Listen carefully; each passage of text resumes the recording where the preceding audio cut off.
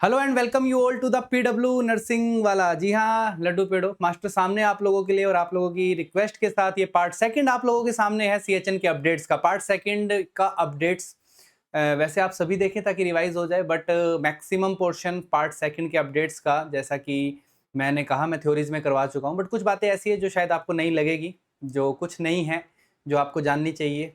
और जिन बच्चों ने थ्योरीज मुझसे पढ़ी है, जिन्होंने नहीं पढ़ी, उन सभी के काम किए, तो एक बार रिवीजन भी हो जाएगा, तो फटाफट से इससे गो थ्रू करना। ये काफी इंपॉर्टेंट अपडेट्स है, इस पे क्वेश्चन आ सकते हैं। तो CHN updates part second, CHN updates part second. इसमें सबसे पहला अपडेट का जो जिक्र करना है हमें, उसका नाम है बच्चों, that is national leprosy eradication programme, NLEP, national leprosy eradication programme. इसके ट्रीटमेंट और गाइडलाइंस में थोड़ा सा परिवर्तन है जो पहले था उसके कंपैरिजन में। और परिवर्तन ये है कि सबसे पहले हमारे पास, आप सभी को पता है, डायग्नोसिस करने के दो तरीके होते थे, one is paucibacillary and second is multi bacillary.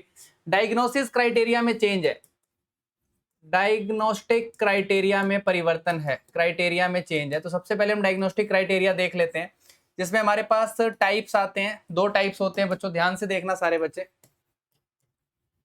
One is the pocibacillary and second is multibacillary.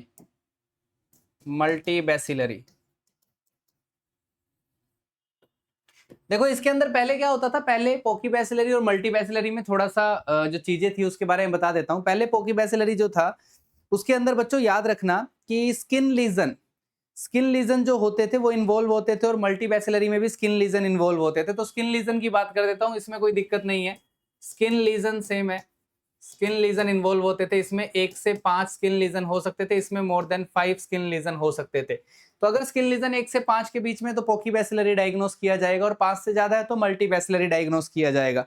But nerve involvement में चेंजेस है। नर्व इन्वॉल्वमेंट की बात करें तो पहले ऐसा होता था, नर्व इन्वॉल्वमेंट। तो बच्चों ध्यान से देखना, पहले इस बीमारी में अगर किसी की एक नर्व इन्वॉल्व है तो उसको पोकीबैसिलरी बोलते थे, और किसी की एक से ज्यादा नर्व इन्वॉल्व है तो उसे मल्टीबैसिलरी बोलते थे।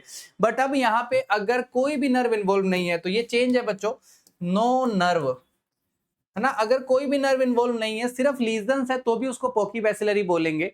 और अगर नर्व इन्वॉल्व हो जाती है, वन या वन से ज्यादा नर्व इन्वॉल्व हो जाती है, वन और मोर देन वन, इसको इस तरीके से लिख देता हूं मैं, one more than equal to one, अगर एक या एक से ज्यादा नर्व इन्वॉल्व हो जाती है तो उसको मल्टीबैसिलरी कंसीडर किया जाता है। तो ये एक बहुत बड़ा परिवर्तन है इसके अंदर, ठीक है। उसके बाद आता है बैसिलाई इन लैब टेस्ट। तीसरा पॉइंट जो आपको पता होना चाहिए, बैसिलाई इन लैब टेस्ट। आप लैब में टेस्ट करते हो, उसमें बैसिलाई का प्रेजेंस की बात करते हैं यहाँ पे, है ना। अगर आप टेस्ट करते हो लैब में तो उसमें बैसिलाई प्रेजेंट है या नहीं है। इसके अंदर एग्जांपल, इसको स्किन स्लिट स्मेयर बोलते हैं, स्किन स्लिट स्मेयर एग्जामिनेशन।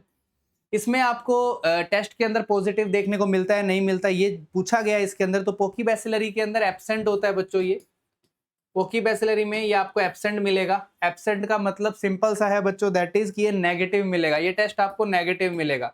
जबकि ये वाली जांच आपको लैब में मल्टीबैसिलरी के अंदर प्रेजेंट मिलेगी, कहने का मतलब है पॉजिटिव मिलेगी। तो एक तो ये बड़ा परिवर्तन है जो आपको पता होना चाहिए डायग्नोसिस के अंदर, नेशनल लेप्रोसी रेडिकेशन प्रोग्राम में। दूसरा आता है इसके ट्रीटमेंट रेजिम के अंदर। ट्रीटमेंट रेजिम में भी परिवर्तन है भैया, आओ ट्रीटमेंट रेजिम भी जान लेते हैं। ट्रीटमेंट रेजिम भी दो टाइप की है, one is the paucibacillary and second is the multibacillary, है ना। तो दो टाइप के रेजिम है, एक पोसीबैसिलरी है और एक मल्टीबैसिलरी है मेरे लड्डू और पेड़ो, है ना। एक पोसीबैसिलरी है और एक मल्टीबैसिलरी है, दो टाइप के रेजिम है। इसके अंदर हमारे को दो ग्रुप देखने होते हैं, एक अडल्ट होता है और एक बच्चों का होता है। एक अडल्ट ग्रुप होता है और एक बच्चों का होता है। सारे बच्चे ध्यान दें, एक आपका अडल्ट ग्रुप होता है और एक आपका बच्चों का ग्रुप होता है, चाइल्ड का ग्रुप होता है, जिसकी एज ग्रुप भी दे रखी है 9 से 14 साल के बच्चों की, है ना। सेम यहाँ पे भी यही सीन है, एक अडल्ट ग्रुप का ट्रीटमेंट होता है और एक बच्चों का ट्रीटमेंट होता है 9 से लेकर 14 ईयर की एज तक का। तो इसको दो हिस्सों में ट्रीटमेंट को हमने बांटा। आप सभी को पता है लेप्रोसी में दवाइयां जो काम की है सबसे इंपॉर्टेंट उसको आप जानते हो, that is dapsone, clofazimine and rifampicin. 3 दवाइयां हैं, दवाइयों के नाम लिख रहा हूं। सबसे पहला है डेप्सोन, क्लोफाजिमिन और रिफाम्पिसिन। रिफाम्पिसिन ये 3 दवाइयां बच्चों जो हम देते हैं इसके अंदर, इसका बारे में बहुत इंपॉर्टेंट पॉइंट है जो आपको अब पता होने चाहिए, जो परिवर्तन है। सबसे पहले तो मैं आपको बता देता हूं पोकी बैसिलरी का जो ट्रीटमेंट है, जो टाइम ड्यूरेशन है इलाज का, टाइम ड्यूरेशन है इलाज का, वो आपको पता होना चाहिए। अडल्ट के केस में भी 6 मंथ है, बच्चों के केस में भी 6 मंथ है। मल्टी बैसिलरी में अडल्ट के केस में भी 12 महीने का ट्रीटमेंट है और बच्चों के केस में भी 12 महीने का ट्रीटमेंट है। तो आपको पहले तो टाइम पता होना चाहिए, 6 महीने और 12 महीने का ट्रीटमेंट रहता है यहाँ पे। अब आता है डेप्सोन की बात करते हैं। तो डेप्सोन अडल्ट के केस में यहाँ पे 100 mg देनी है, 100 mg डेली देनी है, और यहाँ पे 50 mg बच्चों में 50 mg डेली देनी है। तो पोकी बैसिलरी में डेप्सोन की डोज 100 mg डेली है और बच्चों में 50 mg डेली है। सेम मल्टी बैसिलरी में भी यही है, 100 mg डेली, 100 mg डेली है बच्चों डेली, और यहाँ पे बच्चों में 50 mg डेली है। ठीक है, तो ये सेम चीज है, डेप्सोन की डोज सेम है चारों केस में। बट आगे बढ़ते हैं, क्लोफाजमीन की बात करते हैं। क्लोफाजमीन अडल्ट के केस में 300 mg मंथली देनी है, 300 mg तो हर महीने देनी है, 300 mg मंथली देनी है। मैं थोड़ा छोटा लिख रहा हूं ताकि पूरा आ जाए। और 50 mg डेली देनी है अडल्ट को ही, 50 mg डेली। एक डोज 300 mg की मंथली देनी है और 50 mg रोज की देनी है, 50 mg डेली देनी है। बच्चों के केस में क्या होता है, बच्चों के केस में मंथली डोज तो सेम है, 300 mg मंथली देनी है और 50 mg डेली की जगह अल्टरनेट डे पे देनी है, 50 mg अल्टरनेट डे पे देनी है। तो ये भी एक इंपॉर्टेंट पॉइंट है, ऊपर डेली 50 mg डेली, बच्चों में 50 mg अल्टरनेट डे। फिर आता है आपका नीचे वाला रेजीम बच्चों, नीचे वाला रेजीम आता है आपका मल्टी बैसिलरी। मल्टी बैसिलरी के केस में सारे बच्चे याद रखना, मल्टी बैसिलरी के केस में भी सेम रेजीम है ना। मल्टी बैसिलरी के केस में सेम रेजीम है, ऊपर वाला सेम सिस्टम, अडल्ट वाला अडल्ट में सेम रहेगा और बच्चों वाला बच्चों में सेम रहेगा। ठीक है, मतलब कि 300 mg मंथली, 50 mg डेली, बच्चों में 300 mg monthly, 50 mg alternate day पे। तो ये आपका मल्टी बैसिलरी में भी सेम रहता है, मल्टी बैसिलरी में भी कोई परिवर्तन नहीं है। रिफाम्पिसिन की बात कर लेते हैं। तो रिफाम्पिसिन बच्चों 600 mg मंथली दी जाती है अडल्ट के अंदर, 600 mg मंथली अडल्ट में दी जाती है, फिक्स डोज है, एक ही देनी है। बच्चों में 450 mg मंथली दी जाती है। ठीक है, सेम यहां पे भी 600 mg मंथली और 450 mg मंथली। कहने का मतलब ये है बच्चों कि यहां पे कोई ज्यादा परिवर्तन नहीं है दोनों के ट्रीटमेंट में, दोनों के ट्रीटमेंट में लगभग सारी चीजें सेम है, मल्टी में भी और पोकी बैसिलरी में, बस ड्यूरेशन का फर्क है, एक 6 महीने का और एक 12 महीने का ड्यूरेशन है। तो यहाँ ड्यूरेशन का फर्क हो जाता है, बाकी लगभग सारा रेजीम सेम है और ये रेजीम आपका अपडेटेड रेजीम है जिसको आपको याद रखना है। पहली बात समझ आई सबको, पहली गाइडलाइन समझ आई अच्छे से? जल्दी बोलो, जल्दी बताओ, यहां तक कोई दिक्कत, कोई डाउट तो नहीं है? यहां तक समझ आ गई सभी को? चलो अब बात करते हैं prevention of parent to child transmission. Prevention of parent to child transmission, अब अपडेट की बात करते हैं। प्रिवेंशन ऑफ पेरेंट, मदर नहीं लिखा मैंने, पेरेंट टू चाइल्ड ट्रांसमिशन लिखा है, child transmission in HIV। HIV के केस में बच्चों से, पेरेंट से बच्चों को ना हो HIV, उसके अंदर क्या चीजें हमने यहाँ पे हमें देखनी है ना। सबसे पहले अगर कोई बच्चा है जो mother to child transmission of HIV है ना, mother to child transmission of HIV, ध्यान से देखना पहला क्वेश्चन जो एग्जाम में आता है, mother to child transmission of HIV है ना। Mother to child transmission HIV का ऐसे केस में जो ट्रीटमेंट नहीं ले रहे हैं, जो HIV का मदर ट्रीटमेंट नहीं ले रही है, विदाउट ट्रीटमेंट है ना, विदाउट ट्रीटमेंट मतलब मदर कोई ट्रीटमेंट नहीं ले रही है, और ऐसे केसेस में मदर से बच्चे को होने की संभावना जो है HIV होने की वो बहुत ज्यादा बढ़ जाती है, and it is up to 30% risk होता है इसमें HIV होने का बच्चे को। अगर मदर टू चाइल्ड ट्रांसमिशन है HIV का, बिना ट्रीटमेंट के मदर है, तो उस केस में 30% का रिस्क हो जाता है बच्चे को क्या होने का, HIV होने का। दूसरा आता है mother to child transmission of HIV with treatment. दूसरा है mother to child transmission of HIV with treatment, treatment के साथ। अब जो रिस्क आपका वो 1% से भी कम हो जाता है। तो ये दो इंपॉर्टेंट बातें, दो इंपॉर्टेंट नंबर आपको पता होना चाहिए इसके अंदर। फिर आता है, सारे बच्चे ध्यान से देखना, newborn prophylaxis born to HIV positive mother with no ART। ध्यान से सुनना, newborn prophylaxis born to HIV positive mother with no ART। मतलब ऐसी मदर जिसने ART नहीं ली प्रेगनेंसी के दौरान और उससे अगर बच्चा पैदा हुआ है, तो आप बच्चे को जो प्रोफाइलैक्सिस दोगे वो क्या दोगे? ऐसे केसेस को, सारे बच्चे ध्यान से सुनना, ऐसे केसेस को हाई रिस्क के अंदर कंसीडर किया जाता है। मेरे लड्डू और पेड़ो याद रखना, ऐसे केसेस को हम हाई रिस्क में कंसीडर करते हैं। ऐसे केसेस किस में जाएंगे? हाई रिस्क में जाएंगे। और हाई रिस्क केस का ट्रीटमेंट आप सभी को पता है। क्या सिर्फ निवेरापाइन देने से काम चल जाएगा? क्या सिर्फ निवेरापाइन देने से काम चल जाएगा हाई रिस्क के अंदर? जल्दी बताओ। मुझे तो नहीं लगता सिर्फ निवेरापाइन देने से काम चल जाएगा। अरे सिर्फ निवेरापाइन देने से काम चलेगा क्या? नहीं चलेगा, है ना। एक तो सिर्फ निवेरापाइन देने से काम नहीं चलेगा, निवेरापाइन के अलावा आपको जिडोविडिन भी ऐड करनी पड़ती है। यहाँ पे जिडोविडिन भी ऐड करनी पड़ती है यहाँ पे आप लोगों को।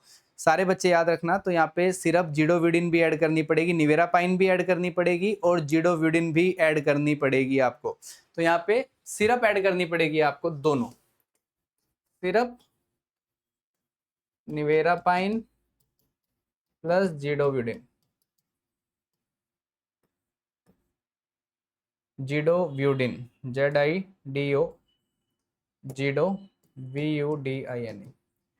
ठीक है, तो ये एक पॉइंट है। अगर मदर ART ले रही है, उससे HIV पॉजिटिव बच्चा पैदा हो रहा है, तो प्रोफाइलैक्सिस मतलब न्यूबॉर्न पैदा हो रहा है, HIV पॉजिटिव न्यूबॉर्न पैदा हो रहा है और मदर HIV पॉजिटिव है और वो अगर ART ले रही है, तो उस केस में सिर्फ निवेरापाइन देने से काम चल जाता है। उस केस में सिर्फ निवेरापाइन देने से काम चल जाता है। और निवेरापाइन भी आपको कब तक देनी है? निवेरापाइन भी आपको सिर्फ 6 हफ्ते के लिए देनी है ना। बट हाई रिस्क केसेस में हम 12 हफ्ते तक दे सकते हैं ट्रीटमेंट। हाई रिस्क केसेस में हम ट्रीटमेंट को 12 हफ्ते तक दे सकते हैं। ये पॉइंट समझ आया सभी को? क्लियर है? चलो, उसके बाद आती है HIV की स्ट्रेटेजी, जो मैं ऑलरेडी पढ़ा चुका हूं। अरे पढ़ा चुका हूं ना, स्ट्रेटेजी पढ़ा चुका हूं। क्या है? सबसे पहले प्रिवेंट करना, सबसे पहले प्रिवेंट। आगे सोचो सोचो, जल्दी सोचो भाई, इतना टाइम थोड़ी ना। सबसे पहले आप क्या करोगे स्ट्रेटेजी में? प्रिवेंट करोगे। प्रिवेंट करने के बाद क्या करोगे? टेस्ट करोगे। प्रिवेंट करें, नहीं हो पाया तो टेस्ट करो, टेस्ट सही आ गया तो फिर ट्रीट करो। तो ये आपकी स्ट्रेटेजी है, प्रिवेंट, टेस्ट और ट्रीट। इसके अलावा यहाँ पे हम नए HIV के अंदर 95% को पढ़ते हैं। 95%, वो भी 5 बार। 95, 95, 95, 95, 95। कोई पूछ ले ये 5 बार 95 का मतलब क्या है, तो इन 5 95 का मतलब याद रखना सारे के सारे। इसमें सबसे पहला 95 है कि हमें जो भी लोग HIV के साथ जी रहे हैं उनके स्टेटस का पता होना चाहिए। 95% people living with HIV know their status. तो मैं इसको सीधा सीधा ना लिख के ऐसे लिख देता हूँ, 95, 95, 95, 95, है ना। तो 95% people living with HIV know their status, कि उनको अपना स्टेटस पता होना चाहिए, पहली बात। ठीक है। दूसरा पॉइंट आता है, दूसरा 95 का मतलब है कि जो अपना स्टेटस जानते हैं उनको ट्रीटमेंट लेना चाहिए यार। तो 95% people living with HIV who know their status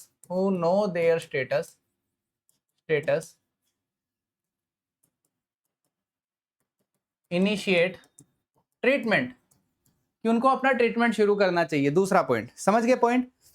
तीसरा है कि जो ट्रीटमेंट ले रहे हैं उनका वायरल लोड कम होना चाहिए, है ना। तीसरा है वायरल लोड कम होना चाहिए। तो 95% people living with HIV on treatment have suppress viral load, है ना। वायरल लोड बिल्कुल कम होना चाहिए, सप्रेस वायरल लोड होना चाहिए, बिल्कुल कम वायरल लोड होना चाहिए। बहुत अच्छी बात है। फिर आता है, अगर वायरल लोड कम है तो जाहिर सी बात है कि इतनी चीजें होनी चाहिए, इतनी सर्विसेज होनी चाहिए हमारे पास कि हम वर्टिकल ट्रांसमिशन को एलिमिनेट कर सकें। तो 95% coverage of services, 95% coverage of services, 95% coverage of services for eliminating vertical transmission, for eliminating कौन सा ट्रांसमिशन बच्चों? Vertical transmission, transmission. अरे छापते चलो फटाफट, इंटरेस्टिंग बातें। कितने चार हो गए? 95 4 बार हो गए, एक आखिरी बार बच रहा है ना, आखिरी बार बच रहा है, 5वीं बार। Women access HIV and STI services, 95% females जो है, 95% फीमेल्स जो है, women access STI and reproductive tract infection services, है ना। तो ये 5 हो गए। बट अभी कुछ बच्चे सोच रहे होंगे मास्टर 5 क्यों पढ़ा रहे हो, है ना। STI और HIV भी हो जाएगा इसमें, HIV भी हो जाएगा, HIV STI and RTI services, है ना। 5 मैं बोल देता हूँ, 5 पढ़ा रहे हो। कुछ सोच रहे होंगे सर 6 होते हैं। अरे हाँ, ये 5 नहीं है, 6 है टोटल। एक और 95 आने वाला है, याद रखना। वुमेन यूज कॉम्बिनेशन प्रिवेंशन, अरे ये सबसे जरूरी है 6ठे नंबर का, कि आपको कॉम्बिनेशन प्रिवेंशन यूज करना है। वुमेन यूज कॉम्बिनेशन प्रिवेंशन, तो भैया कॉम्बिनेशन प्रिवेंशन यूज करना है, इसमें बैरियर मेथड बहुत इंपॉर्टेंट है ना। तो ये आपके सबसे इंपॉर्टेंट 695 है, जिनके बारे में आपको पता होना चाहिए। एग्जामिनर कुछ भी पूछ सकता है कि इनमें से कौन सा 95% का हिस्सा नहीं है, एक ऑप्शन कुछ भी अलग डाल देगा इनमें से, तो आपको पता होना चाहिए 5 6 का मतलब क्या है। तो 5 नहीं होते, 695 होते हैं, तो 6 के 6 का मतलब आपको पता होना चाहिए। ठीक है, कर लोगे क्या? जल्दी बताओ, यहां तक हो जाएगा? यहां तक कोई शंका, कोई लघु शंका किसी को? ये पॉइंट क्लियर है सभी को? आगे बढ़े। चलो अगला क्वेश्चन टीबी के ऊपर, ट्यूबरक्लोसिस के ऊपर। वैसे ट्यूबरक्लोसिस हम पढ़ चुके हैं ऑलरेडी, बट कुछ क्वेश्चंस मुझे याद आ रहे हैं जो मैं टीबी के ऊपर बता देता हूं। सबसे अच्छा test, best test to diagnose latent TB, latent TB. जल्दी बोलो भैया, पढ़ाया था लेटेंट टीबी को डायग्नोस करने का सबसे अच्छा टेस्ट, कई बार पूछा जा चुका है। अगर सबसे बेस्ट पूछा जाए, है ना, सबसे बेस्ट पूछा जाए, तो बच्चों याद रखना IGRA, इंटरफेरोन गामा रिलीज एसे, इंटरफेरोन गामा रिलीज ऐसे कॉपी में लिखवाया हुआ है। इसके अलावा हम लोग ट्यूबरकुलिन स्किन टेस्ट भी कर सकते हैं, बट IGRA सबसे बेस्ट होता है, IGRA सबसे बेस्ट होता है। प्लीज इस पॉइंट को याद रखना, ठीक है, इस पॉइंट को याद रखना, बहुत इंपॉर्टेंट है। तो ये एक इंपॉर्टेंट क्वेश्चन है जो आपको पता होना चाहिए। उसके अलावा ट्यूबरकुलिन स्किन टेस्ट हम कर सकते हैं, ठीक है, एंटीजन बेस्ड स्किन टेस्ट होता है, ट्यूबरकुलिन स्किन टेस्ट भी हम लोग कर सकते हो, प्रेफर्ड टेस्ट होता है, बट बेस्ट टेस्ट हमेशा IGRA होता है। तो एक ये अपडेट था, ये भी आपको पता होना चाहिए IGRA के बारे में, ठीक है। अगर आपसे कोई पूछे टीबी को कम्युनिटी में स्क्रीन करना है, टीबी को कम्युनिटी में स्क्रीन करना है, तो सबसे अच्छी जांच कौन सी है? टीबी को स्क्रीन करना है कम्युनिटी के अंदर, तो कम्युनिटी में स्क्रीन करने के लिए याद रखना sputum acid fast bacilli, screening करने के लिए, कम्युनिटी में स्क्रीन करने के लिए स्पुटम एसिड फास्ट बेसिलाई। तो याद रखिए सारे के सारे, ठीक है। और अगर कोई पूछे आपसे investigation of choice, investigation of choice अगर आपसे कोई पूछता है, इन्वेस्टिगेशन ऑफ चॉइस टीबी की for patient living with HIV, extra pulmonary TB, extra pulmonary TB, extra pulmonary TB, इन दोनों ही केसेस के अंदर बताओ, जल्दी सोचो, कमेंट करो फटाफट। अरे सब पता है तुम्हें, सब पढ़ा रखा है क्लास के अंदर। इवन रिकरेंट टीबी भी हो सकता है, रिकरेंट टीबी में भी, रिकरेंट टीबी, पीडियाट्रिक टीबी, इन सभी में investigation of choice according to national tuberculosis elimination guidelines, आपका जो आंसर जाएगा वो CB नॉट जाएगा बे, याद रखना सारे के सारे। कौन सा जाएगा? CB नॉट, गलत मत करके आना। तो ये इन्वेस्टिगेशन ऑफ चॉइस बन जाती है, तो इसको भी प्लीज याद रखें, बहुत इंपॉर्टेंट पॉइंट है ये भी। कर लोगे? कर लोगे?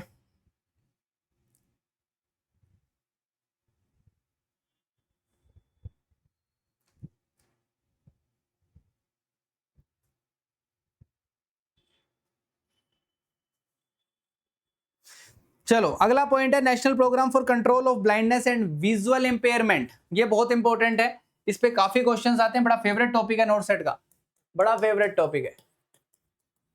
National programme for control of blindness and visual impairment. सबसे पहली बात कि हमारे देश में ब्लाइंडनेस की डेफिनेशन क्या है।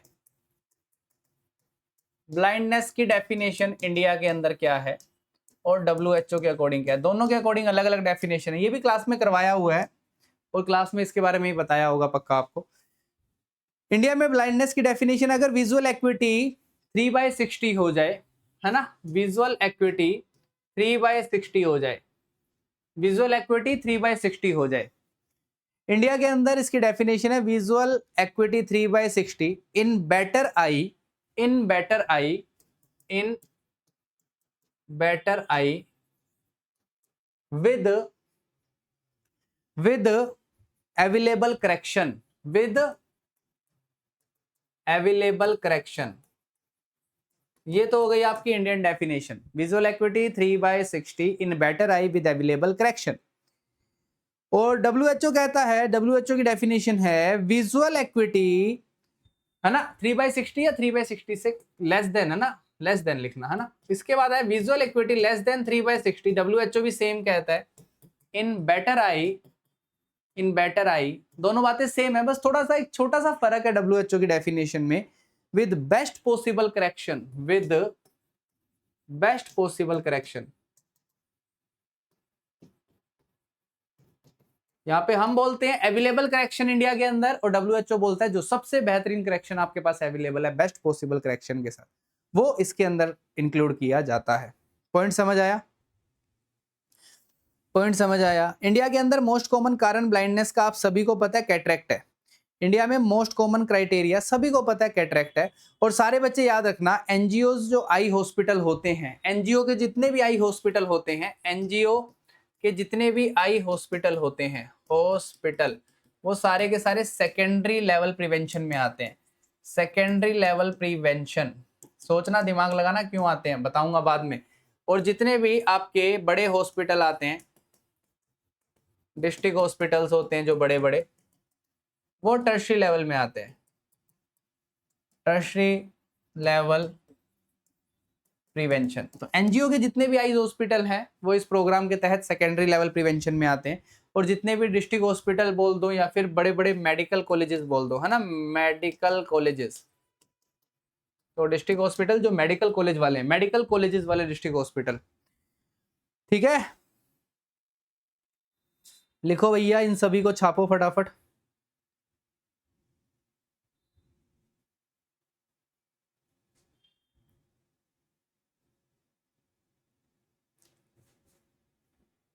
एक और याद रखना, सेफ स्ट्रेटेजी किसके लिए यूज की जाती है, ये भी पढ़ाया है क्लास में। सेफ स्ट्रेटेजी किसके लिए यूज की जाती है? Trachoma. Safe strategy is use for trachoma, ये क्वेश्चन भी आता है आपके एग्जाम में। तो सेफ स्ट्रेटेजी ट्रैकोमा के लिए यूज की जाती है। मोस्ट कॉमन कारण मैंने आपको बता दिया, ठीक है। चलो, इस प्रोग्राम के तहत हमारे पास कुछ बीमारियां हैं जो हम टारगेट कर रहे हैं। इस प्रोग्राम के तहत हम कुछ बीमारियों को टारगेट कर रहे हैं, जिसमें टारगेटेड डिजीज है जो, वो लिख लो फटाफट। इंडिया के अंदर कौन कौन सी टारगेटेड डिजीज है? टारगेटेड डिजीज लिखो भैया, जिसमें कैटरेक्ट तो है ही, रिफ्रैक्टिव एरर्स है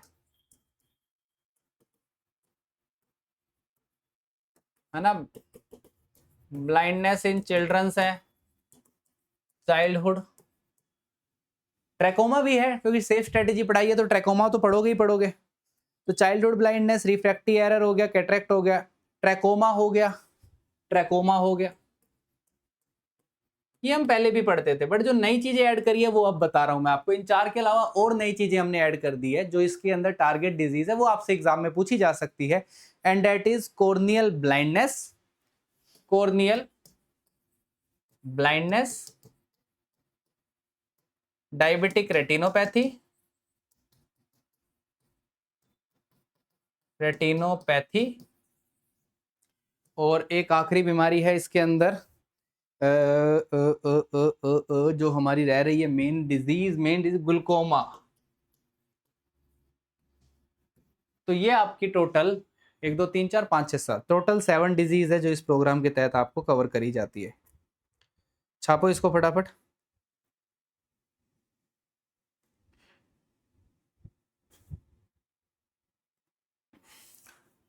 चलो ये हो गया। तो एक और सवाल मुझे याद आ रहा है जो मैं ऑलरेडी करा चुका हूं आपको, and that is TB prophylaxis therapy. TPT बोलते हैं इसको, टीबी प्रोफाइलैक्सिस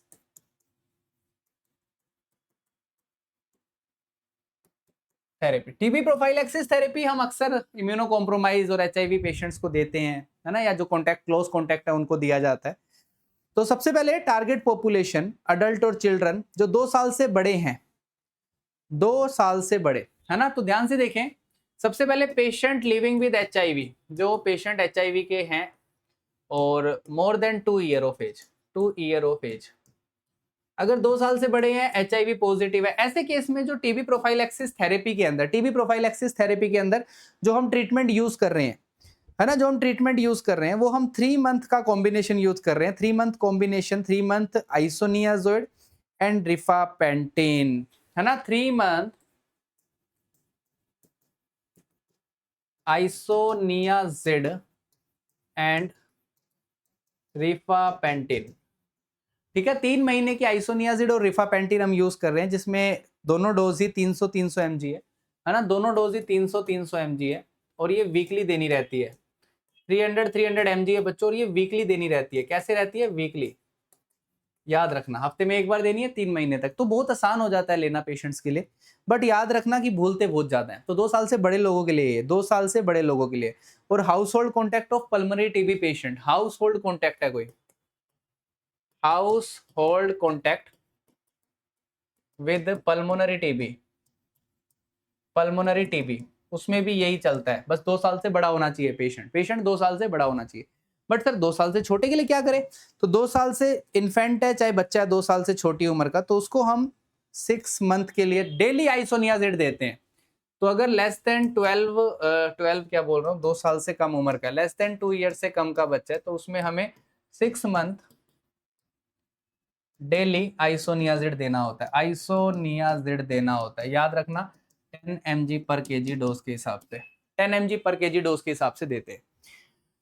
ठीक है, और इसके साथ एक विटामिन भी देना होता है, वो कमेंट करके बताना कौन सा विटामिन देना होता है।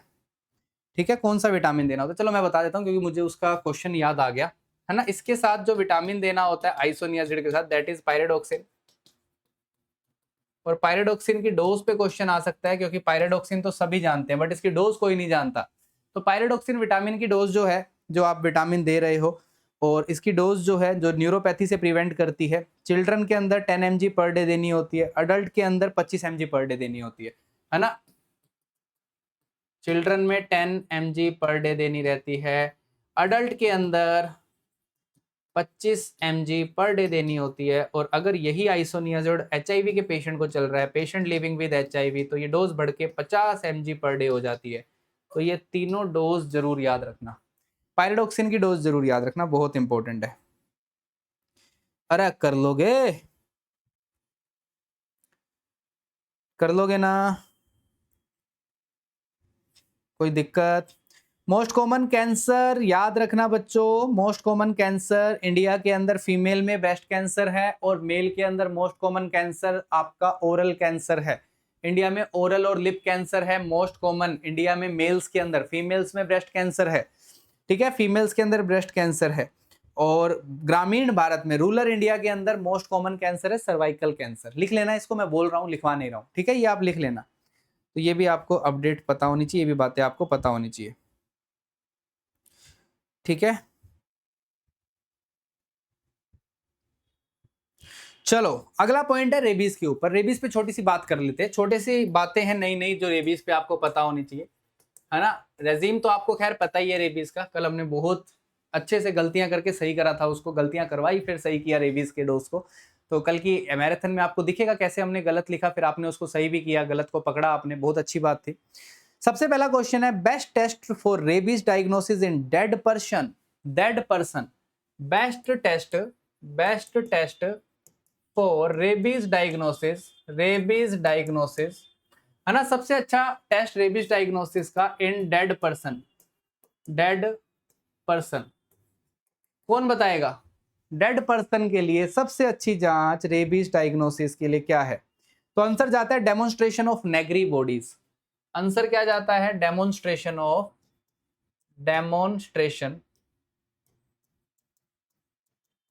Of Negri bodies, Negri bodies. तो नेगरी बॉडीज का मिलना, किसका मिलना? नेगरी बॉडीज का मिलना। फिर आता है best test of rabies diagnosis in जिंदा person, alive person. Best test of rabies diagnosis in alive person, बताओ भैया।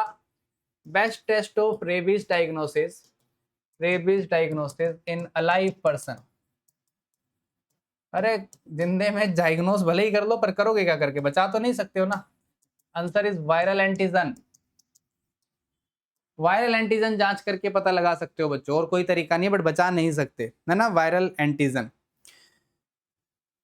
ठीक है, और मोस्ट इंपोर्टेंट हम यहाँ पे बायोप्सी लेते हैं बच्चों, है ना, बायोप्सी ले सकते हैं। बायोप्सी में स्मेयर लिया जाता है नेप ऑफ नेक से, ठीक है। और most important test for brain biopsy, most important test for brain biopsy, most important test for brain biopsy, brain biopsy याद रखना, hippocampus.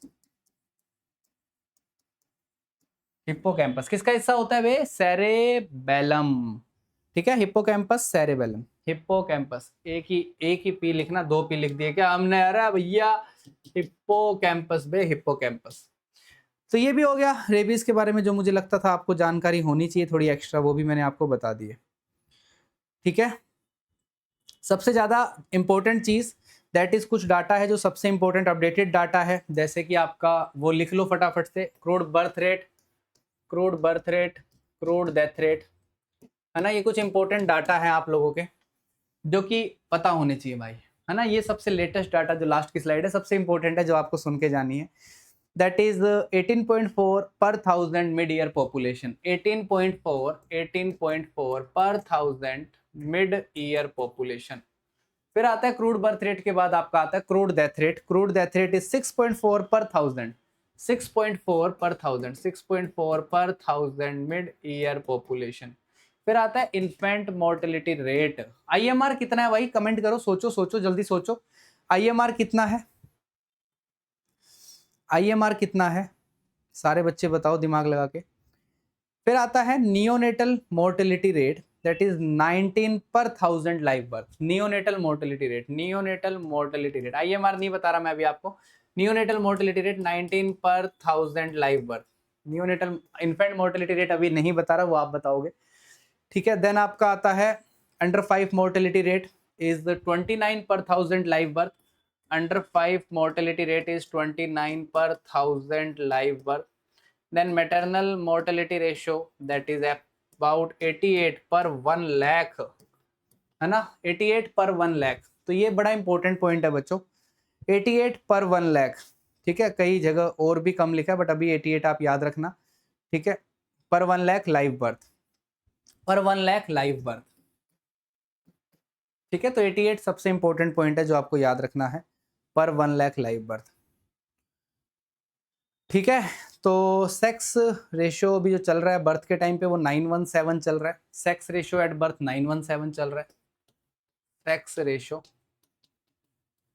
At birth that is 917, है ना। सेक्स रेशियो पता है ना, 1000 लड़कों पे कितनी लड़कियां हैं।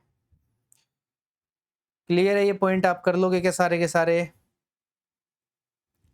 ठीक है, हमारा टारगेट है कि हमें एमएमआर को लेस देन 70 करना है। एमएमआर को हमारा टारगेट है लेस देन 70 बनाना। ये हमारी एसटीजी की गाइडलाइंस है बच्चों, 2030 तक हमें करना है। और नियोनेटल मोर्टेलिटी रेट को लेस देन 12 करना, नियोनेटल मोर्टेलिटी रेट को लेस देन 12 करना पर 1000 live birth. Under 5 mortality rate को लगभग लेस देन 25 करना, लगभग लेस देन 25 करना। ये हमारा टारगेट है एसटीजी का। ये एसडीजी के गोल्स हैं बच्चों, जो पूछे जा सकते हैं एग्जाम में, जो एग्जाम में पूछे जा सकते हैं। तो ये गोल्स भी आपको पता होना चाहिए, ठीक है। ये भी इंपॉर्टेंट पॉइंट आपको पता लग गए सारे के सारे। कमेंट रह गया है इन्फेंट मोर्टेलिटी रेट, ये कमेंट करके बताना, ठीक है, कमेंट करके बताना। आज के आनंद कीजिए। This is all about something new, something updates in CHN, जो सेकंड पार्ट था जिसकी आपकी फरमाइश थी। आई होप आपको बहुत फायदा मिला होगा इस वीडियो से भी, बहुत सारी नई चीजें मिली होगी।